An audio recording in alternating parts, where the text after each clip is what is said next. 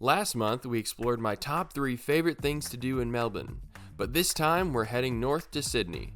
Let's rewind the trip and count down the top 5 things we absolutely loved in Australia's most iconic city. Kicking things off at number 5 is the Art Gallery of New South Wales. And listen, this is not here because the art was bad. The art is great. It's here because I'm still learning to appreciate art more. My wife has been trying to help me. You can try to help me in the comments. I'm open to coaching because right now I mostly look at a painting and go, oh, that's pretty, and walk away. After about 50 paintings, my brain starts buffering. But the gallery itself, it's great. And the best part, general admission to the permanent collection is free. Special exhibitions cost extra, but exploring the main galleries won't cost you anything. Hours vary by day, but typically it's open 10 a.m. to 5 p.m. The whole area around the gallery is beautiful. Parks, gardens, little walking paths. You could easily make an afternoon out of grabbing a picnic lunch in the Royal Botanic Gardens and then swinging by a few museums. If you're in Sydney and have some time to spare, I'd definitely check it out. Number 4, Australian Museum. Just a 12-minute walk away is the Australian Museum, and this one ranks a little higher for me because I'm slightly more of a history guy than an art guy. This museum focuses on the natural and cultural history of Australia. Think dinosaurs, gems, First Nations exhibits, and wildlife. It's open 10 a.m. to 5 p.m. daily, and just like the art gallery, general admission is free, although some special exhibitions or events cost extra. If you want a chill, budget-friendly day in Sydney, you can visit both museums, wander through Hyde Park and the surrounding gardens, and learn a ton without ever needing to open your wallet. Number 3, Blue Mountains National Park, Echo Point Lookout. Okay, this one isn't technically in Sydney, but it's such an easy day trip that it absolutely has to make the list. The Blue Mountains are about 90 minutes by car from Sydney, or you can take a train to Katoomba and grab a quick bus or walk to Echo Point. I love national parks, so I was dying to visit one while in Australia, and this was the closest one we could realistically do in a single day. We chose to visit Echo Point Lookout, one of the most iconic viewpoints in Australia. The views are stunning.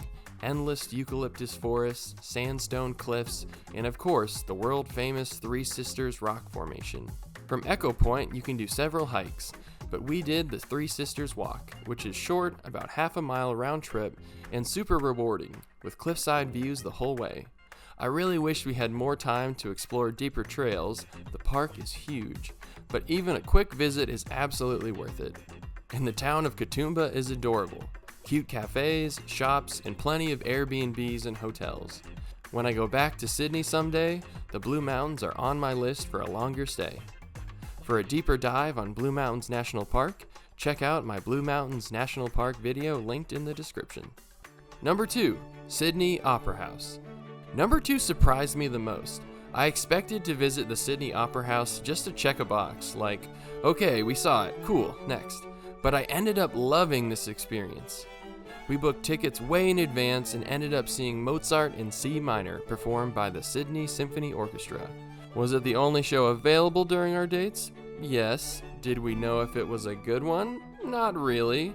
But it didn't matter. The performance was incredible. Another bonus for this experience was that they offered a discount for people under 35, which we happily took advantage of. Apparently, some of the greatest composers wrote their best symphonies before they were 35. Before the show, our local friends told us to stop at Opera Bar, which sits right in front of the Opera House. Great drinks, great food, and unreal views of the harbor and Harbor Bridge. Perfect spot to kick off the night. Inside the Opera House, the acoustics were unbelievable. I'm not usually a classical music guy, but hearing it live in that building was incredible. The musicians were insanely talented. The singers were fantastic, and even from the upper seats, the view was great. Only complaint, it was a little warm inside, but a 15-minute intermission helped. It was a great experience to dress up, visit an iconic music venue, and listen to world-class musicians. I'd easily go back again next time I visit Sydney.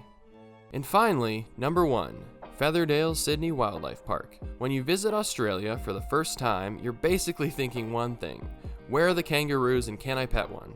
At Featherdale, you can do exactly that.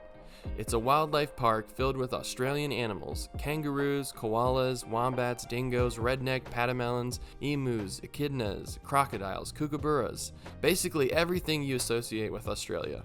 You can buy a little cup of food to hand feed the kangaroos and patymelons.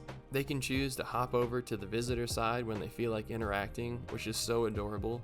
Feeding the kangaroos was easily the highlight of the whole trip. Tickets are around 49 Australian dollars for adults and $29 for kids, and the park is open 8 a.m. to 5 p.m. daily. Now, I've seen reviews mentioning limited space for the animals, and I agree, it definitely feels more like a zoo than a wildlife sanctuary. It's still an incredible educational experience, and the park does participate in conservation and breeding programs for endangered species, but I do wish the animals had more space, so if you visit, be respectful and mindful of them. Still, if you're an animal lover, this is a must-do. It wasn't too crowded, it felt very up close, and it was one of the most memorable parts of our whole trip. To see an in-depth look at Featherdale, check out my Featherdale Wildlife Park tour, linked in the description. Those are my top 5 favorite things we did in Sydney, Australia. If you've been to Sydney, let me know your favorite things to do down in the comments. If you've never been, tell me what you'd be most excited to see. Thanks for watching, and I'll see you on the next adventure, which will be my top 5 things to do in Auckland, New Zealand.